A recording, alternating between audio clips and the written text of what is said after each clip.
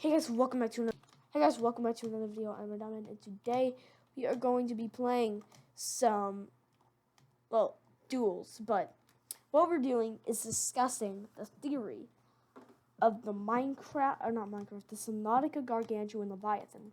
This is the part 2 because apparently we didn't cover everything in the part 1. We didn't have enough time. Now, of course, as of all these videos, I know this is real, and just a quick recap.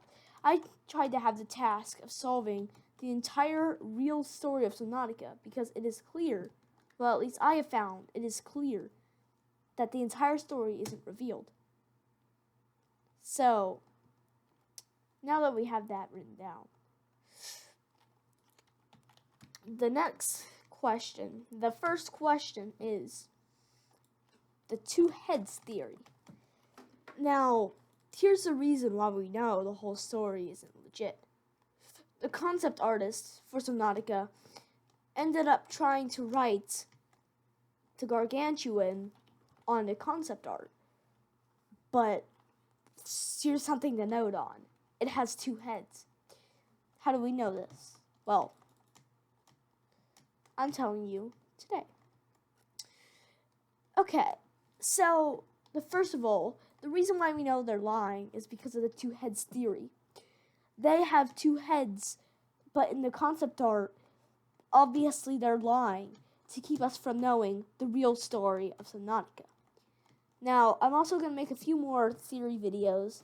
It's not really crucial to the main story, but anyway, back to the Gargantuan theory.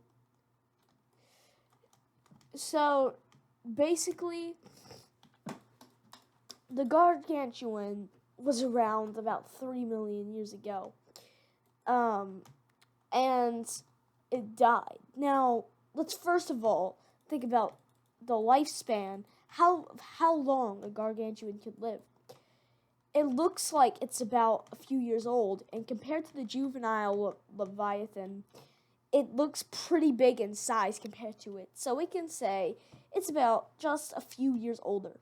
Now, many people would probably disagree with me by this, but think about this. If you're the biggest thing on the basically entire 454 whatever planets, then one thing is certain. If you're a creature that big, you would run out of food. And the reason why it died is starvation. Now, in the last episode, I kind of covered that, but it didn't die from old age. The scans say it's unknown. It never said if this was actually real or not. But one thing is for certain, they neither died of starvation or not. They neither died from being stabbed, not from old age. We didn't know what the Gargantuan got killed by. Now, on to the next thing. We have to focus this bit around basically the Gargantuan's size, I guess. Yeah. The Gargantuan's size. He is a pretty big predator. A single tooth is the size of a human itself. The main character is about 6 through 7 feet long. Or tall, not long.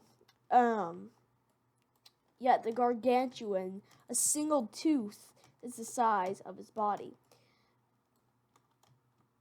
So, this brings us to know that the Gargantuan is thick. Not thick, The Gargantuan is really big. It can swallow you whole in one bite. It can swallow your Cyclops, no problem, in one single big bite. Now you're probably wondering, what this has to do with anything? This brings us back to the theory that it died from starvation. The next theory. The next thing that leads us to the Gargantuan is why it's alive. Now, I was originally going to cover this in the last video, but it's important that I noted that the void is one of the places where the bloop happens. But what if I told you it's not just the void. It's in every area around the void and in every area around the Lost River Zone. Now, it could either be the decoy tripods we see and they basically call. And there's no way it's a sea dragon because the sea dragon can't live down in that ocean. So basically, it can't live down there. It doesn't support the heat. Now, we'll be looking at a few other theories later on. This is only one. And trust me, it gets intense. After we solve this, I'm going to tell you the whole storyline. But the Gargantuan is just the first theory I have. And it was the first one I know. So I think that was the first theory I've ever done. So I think it deserves a good place on the list. Now, this is probably one of the most important things here. And it is basically what it is basically what the bloop is coming from. Me and this other person teamed up, and because we teamed up in a live stream, and we both were thinking it's the Gargantuan, but we needed the proof for it. So that's why I mentioned the locations. I studied the locations over and over to try and see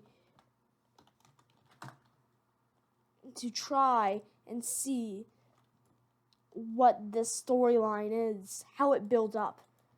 But it turns out that the Gargantuan is actually a close relative to the sea dragon, which means that in 4546B's case, evolution is actually real.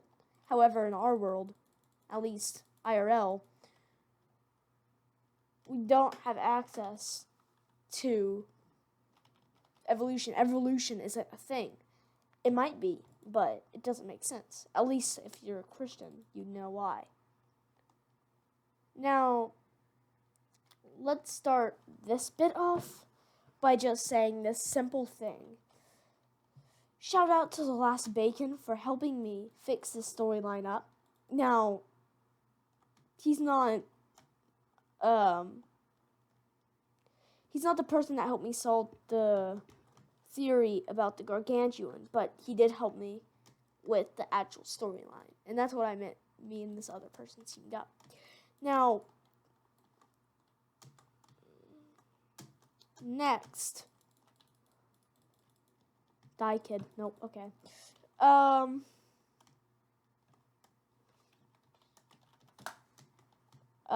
Anyway.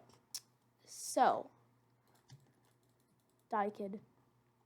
Oh, I killed him. Okay, anyway. Back to the video.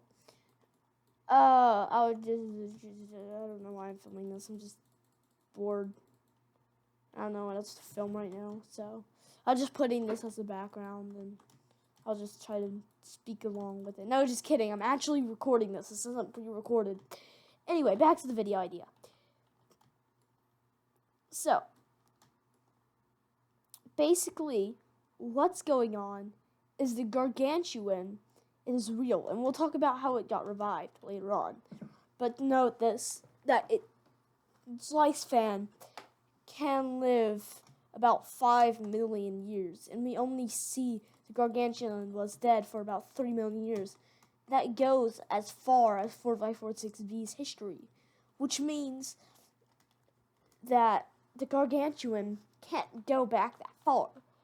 There hasn't been a single Gargantuan Leviathan that has reached this far in life.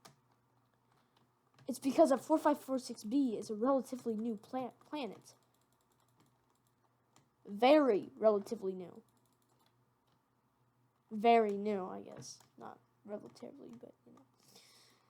So, that is what we know.